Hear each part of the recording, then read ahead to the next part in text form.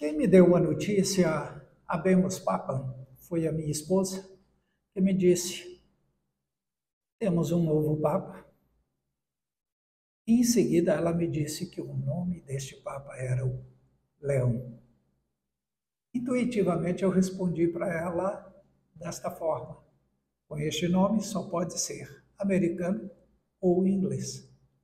E ela me disse: por quê?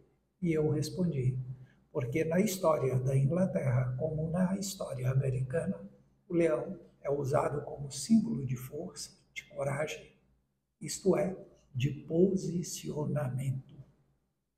Nesse momento ela me disse: ele é agostiniano. Então logo eu pensei: esse cardeal com certeza é marcado por uma profunda formação intelectual, porque esse é o traço principal dos agostinianos em toda a história da ordem. A partir daquele momento eu fui procurar as primeiras palavras do Papa, recém-eleito. E no primeiro pronunciamento dele, eu encontrei 3 verbetes que me chamaram muito a atenção. O primeiro verbete é o amor. E no amor ele apresenta, anunciar o amor vivo de Cristo que deu a vida para resgatar a todos.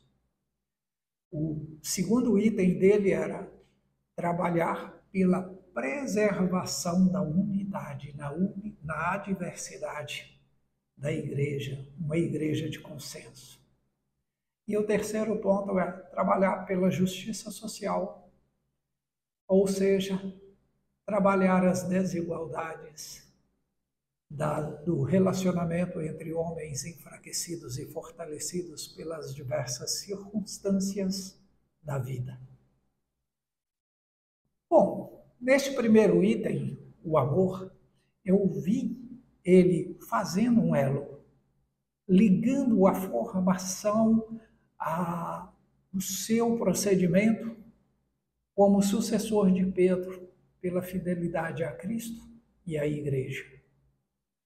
Essa ligação harmônica entre o humano e o divino, de um Papa espiritualmente um instrumento a serviço da Igreja.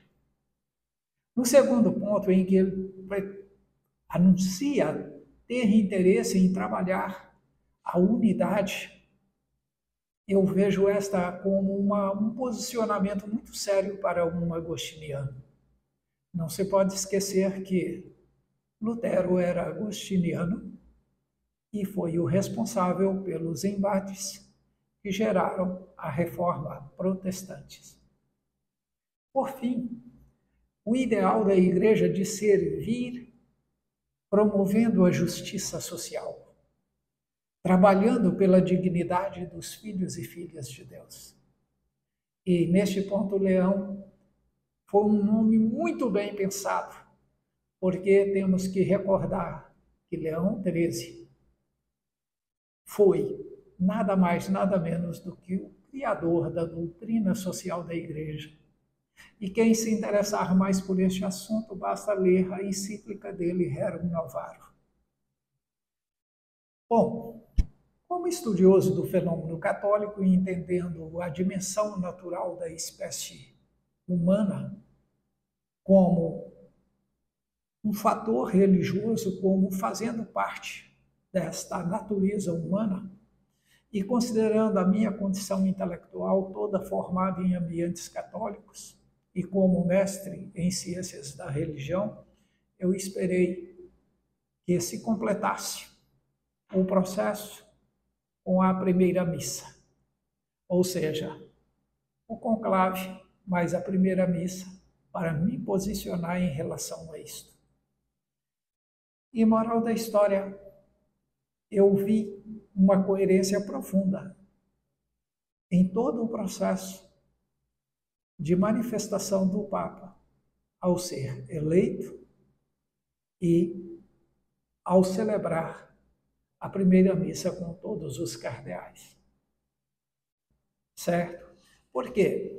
Porque nós vivemos num momento profundamente importante. Era preciso que a Igreja chamasse alguém que tem uma visão geopolítica profunda. Ele, como americano, aprendeu a pensar o mundo a partir da América.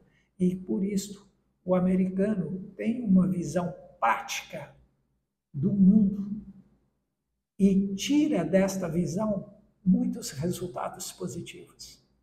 Só que ele também é conhecedor do povo sofredor. Como bispo, no nosso país vizinho aqui do Peru, ele teve contato com as condições adversas da dignidade humana, marcado pela pobreza, pela injustiça social e tudo mais. Bom, coerentemente eu encontrei nele os 3 pilares do primeiro pronunciamento em sua primeira homilia. Primeiramente, ele valorizou a tradição e liga o seu pontificado e o justifica e dá legitimidade a este pontificado, conectando a Pedro, valorizando a fé de Pedro. E, ao fazer isto, ele valoriza as 2 fontes da fé da igreja, a tradição e a Bíblia. Em seguida, ele trabalha a questão da apostolicidade, a legitimidade do seu mandato, da sua missão e da missão da igreja. Ao se propor a anunciar Cristo de forma transparente, mostrando a sua mensagem de amor incondicional pela humanidade, o Papa apresenta uma estampa de fidelidade aos ensinamentos de Cristo para o seu pontificado. E o outro ponto é de trabalhar a justiça social. Neste ponto, ele olha para a questão da necessidade de que o anúncio da igreja seja um anúncio que aproxima sociedade, homem, da justiça. Isto é, coloque a sociedade a serviço da dignidade humana dos homens como criaturas, filhas, ou filhas e criaturas de Deus. Bom, ao anunciar tudo isto, independentemente dos riscos que ele, de que o clero, de que os demais missionários espalhados pelo mundo possam enfrentar os desafios, riscos, por anunciar um amor verdadeiro e prático. E, por fim, Leão demonstrou que a missão é maior do que o missionário e que a igreja se faz grande exatamente quando ela se apequena para que Jesus cresça no coração de todo homem e o converta ao amor verdadeiro, o amor de dar a vida pelo outro.